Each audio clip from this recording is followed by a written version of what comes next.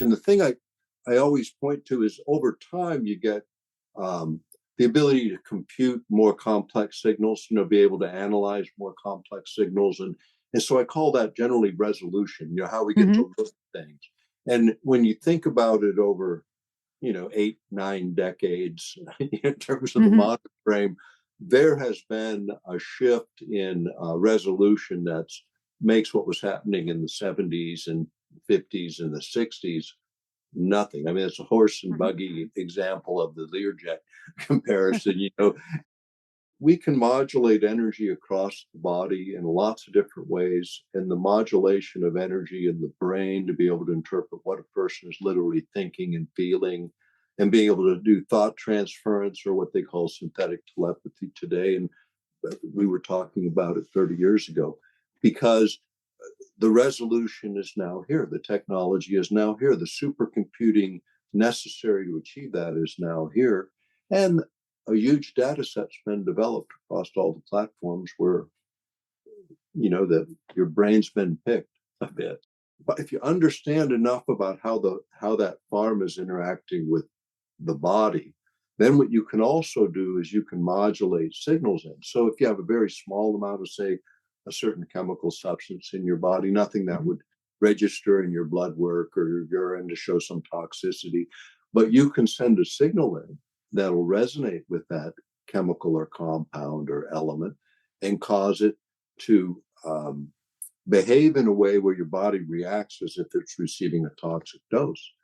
So you can manipulate things like that. And in the 1980s, the state of technology was there to do those kinds of things. Can you explain how that technology works? Because I think if you're not familiar with this, like how can they influence your thoughts or your emotions or? Essentially, think of your system as a circuit. Your whole body runs a current, and it actually does. You can measure it through different kinds of systems. And if you can learn how to interact or interface with those systems, you can move the same kinds of signaling. You just interfere with it and send your own coding in.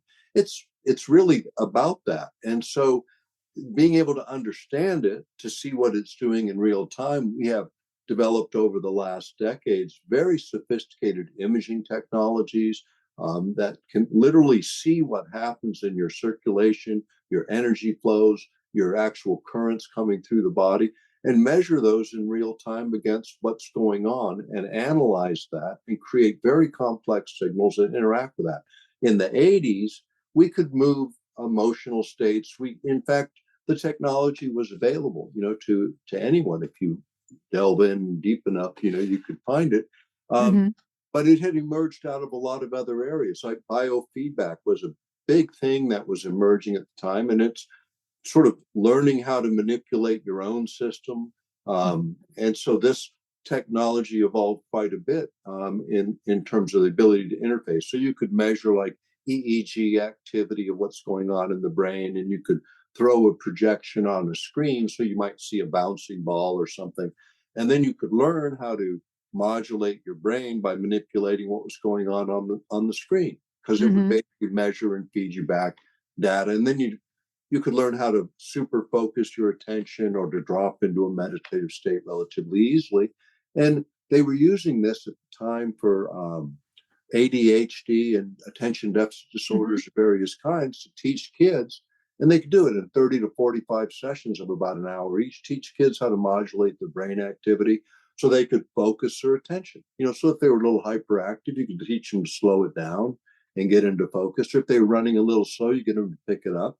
But they learn how to do it without the chemical interaction.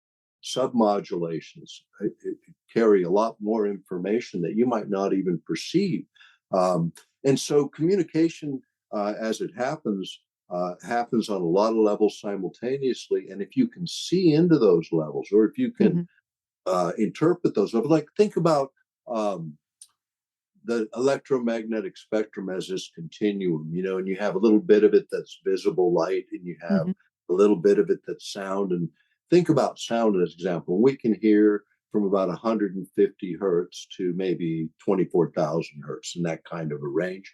But a dolphin hears in the range up to 250,000 hertz. Okay. Does the sound not exist, or do we just not hear it? Okay. That's the point, is our bandwidth is only so big.